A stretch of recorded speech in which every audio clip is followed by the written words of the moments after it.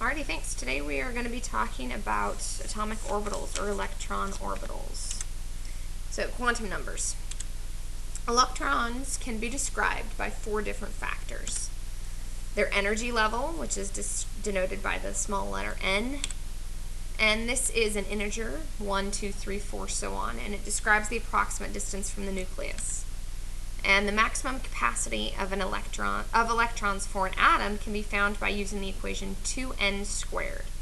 So for example, for energy level 3, the most number of electrons you can have is 2 times 3 squared. 3 squared is 9 times 2 is 18. It can also be described by their sublevel, or L. And this is a number from 0, 1, 2, all the way to n minus 1. And these are denoted S, P, D, and F, and those are associated with those numbers. So S is associated with 1, S is associated with 0, P is associated with 1, D with 2, F with 3. And these describe the shape of the orbital. It can also be described in terms of the angular momentum, or m sub L. M sub L has a range from negative L to positive L, and it describes the location of the electron within the orbital. And finally, we can also be described by the spin, or m sub S, and this is either plus a half or negative a half, and it is described as spin up or spin down.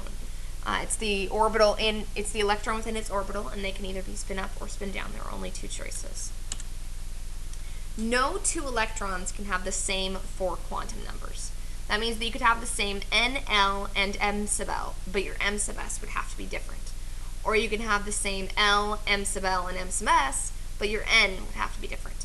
So all four of these different factors, these quantum numbers, N, L, M sub L, and M sub S, cannot all be the same for two electrons. They have to be different.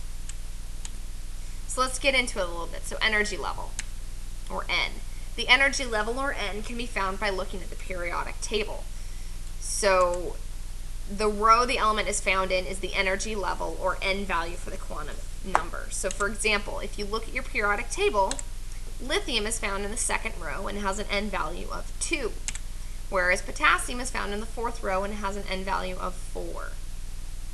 So this one is pretty straightforward. The sublevel. So the sublevel, or L, is related directly to the energy level and describes the shape of the orbital. So the sublevel options go from 0 to 3, and the value of the energy level describes how many sublevels there are, 0 to n minus 1, corresponding with S, P, D, and F. So for example, just so that you can get a little bit easier, lithium is N is equal to 2. So it has two sublevels, 0 and 1. Or S and P. Whereas potassium has N equal to 4, so it has 4 sublevels, 0, 1, 2, and 3, corresponding with an S, P, D, and F orbitals. This is going to make a little bit more sense later, but for now, just take it. So, let's talk about S, P, D, and F orbitals. The S, P, D, and F orbitals look different, and it depends on where the electrons fit in. So an S orbital is just a sphere. The electrons are in there. You have the dumbbell shape in PX, PY, and PZ that are associated with the P orbitals, and then you have a bunch of different types for D. You have 5 types for D, and for F you have 7. So the numbers 1, 3, 5, and 7 are going to come up in when we're talking about angular momentum, but keep in mind that they directly are related to the sublevels or the orbital types of S, P, D, and F. And this is just more of a three-dimensional artistic rendition of what these electron orbital shapes look like and how they interact. And so again, L is equal to 0. If L is equal to 0, it's an S orbital. If L is equal to 1, it's a P orbital. If L is equal to 2, it's a D orbital. And if L is equal to 3, it's an F orbital. So let's talk about angular momentum for a minute. So the angular momentum, or m sub L, describes the orientation of an electron within the orbital.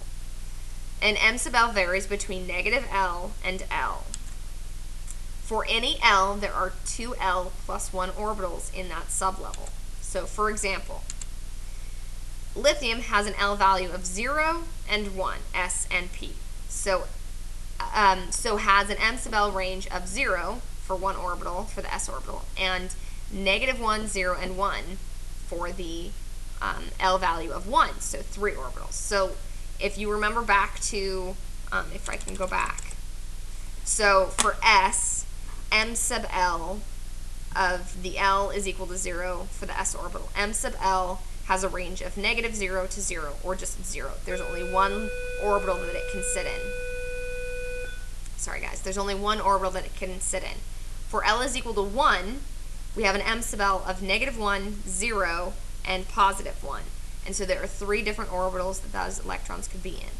For M sub L, for L equals 2, M sub L ranges from -2 to -1 to 0 to 1 to +2. So there are 5 orbitals. And for L is equal to 3, you go all the way from -3 to +3. So you go -3, -2, -1, 0, 1, 2, 3. So there are 7 orbitals. Okay. And so 2 for L is equal to 0 or 1. For L is equal to 0, 2 times 0 is 0, plus 1 is that 1 S orbital. So 0, 1 orbital. Or for L is equal to 1, you have 2 times 1 plus 1. 2 times 1 is 2, plus 1 is 3, so 3 orbitals. And let's look at potassium. Potassium has an L value of 0, 1, 2, and 3. S, P, D, and F. So it has an M sub L range of 0, 1 orbital for the S orbital, -1 to 0 and 1 for 3 orbitals for the P orbitals, -2, -1, 0, 1, 2, 5 orbitals for the D, and -3, -2, -1, 0, 1, 2, 3, 7 orbitals for F. So this all makes sense as there is 1 orbital for the S sublevel, 3 orbitals for P, 5 for D, and 7 orbitals for the F sublevel. All right, let's talk a little bit about spin. The M sub S of an electron describes the magnetic properties of an electron in an orbital. There are 2 different directions of spin for an electron, up or down. So when we describe the magnetic properties of an electron, we're talking about whether it's spin up or spin down. And electrons, when they're paired in an orbital, are paired together. One spin up, one spin down. So +1/2 or -1/2. So let's give an example of all of these.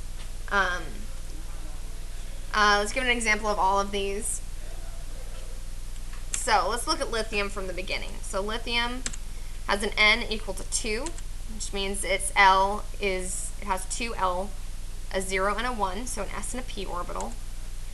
M sub L ranges from -1, 0 to 1, and M sub S is either +1/2 or -1/2. So if you look, we can have N of 2, so we have an L of 0, where we have M sub L of 0, and then a +1/2 and a -1/2. So this is the S orbital, the 2s orbital for lithium, where you can have 2 electrons, an up and a down.